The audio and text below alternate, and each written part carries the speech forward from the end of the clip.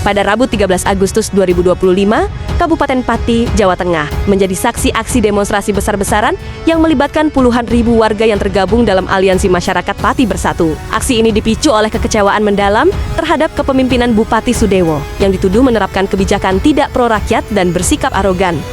Tuntutan utama massa adalah agar Sudewo mengundurkan diri dari jabatannya. Namun, di tengah gelombang protes, Bupati Sudewo dengan tegas menolak mundur, memicu dinamika politik yang kompleks dan penuh ketegangan. Kemarahan warga Pati tidak muncul secara tiba-tiba, melainkan merupakan akumulasi dari serangkaian kebijakan yang dianggap memberatkan dan kurang melibatkan aspirasi masyarakat. Pemicu utama adalah kenaikan pajak bumi dan bangunan perdesaan dan perkotaan hingga 250%, yang mulai berlaku sejak Mei tahun 2025 memicu protes keras karena dianggap membebani masyarakat, terutama di tengah kondisi ekonomi yang belum sepenuhnya pulih pasca pandemi. Selain kenaikan PBB, sejumlah kebijakan lain turut memicu ketidakpuasan. Kebijakan penerapan 5 hari sekolah dan rencana penggabungan sekolah mengancam mata pencaharian guru honorer karena penggabungan sekolah berpotensi mengurangi kebutuhan tenaga pengajar. Di sektor kesehatan, efisiensi di RSUD Suwondo memicu PHK terhadap karyawan honorer tanpa pesangon yang memadai, diikuti dengan perekrutan karyawan baru yang dianggap tidak transparan.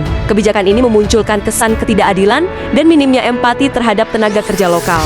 Selain itu, rencana renovasi alun-alun Pati senilai 2 miliar rupiah juga menuai kritik karena dianggap tidak prioritas di tengah kebutuhan mendesak masyarakat. Puncak kekecewaan rakyat Pati adalah gaya komunikasi Sudewo yang dianggap arogan. Pernyataan Bupati Sudewo yang menantang warga untuk mengerahkan 50.000 demonstran sebagaimana viral di media sosial, memicu persepsi bahwa Bupati meremehkan aspirasi rakyat. Ucapan ini, meskipun kemudian diikuti permintaan maaf, telah terlanjur menyulut emosi mengubah protes dari sekadar penolakan kebijakan menjadi tuntutan pelengseran.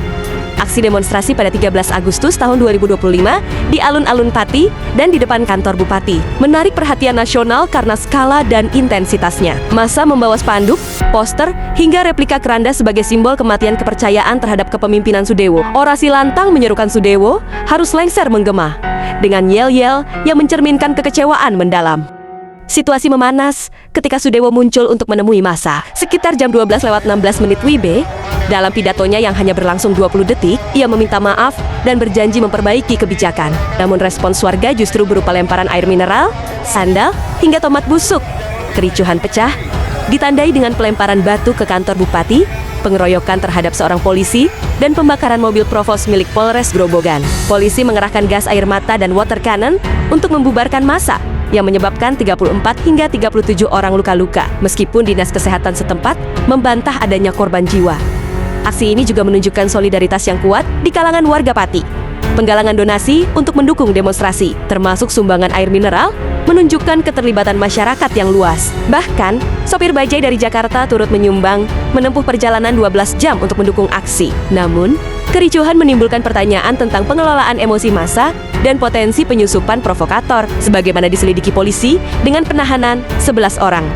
Menghadapi tekanan massa, Sudewo tetap bergeming. Ia menegaskan bahwa ia dipilih secara konstitusional melalui proses demokrasi dan tidak akan mundur hanya karena tuntutan demonstrasi. Dalam pernyataannya, ia mengakui kesalahan, meminta maaf, dan berjanji memperbaiki kebijakan yang kontroversial, termasuk membatalkan kenaikan PBB 250% dan mengembalikan sistem 6 hari sekolah.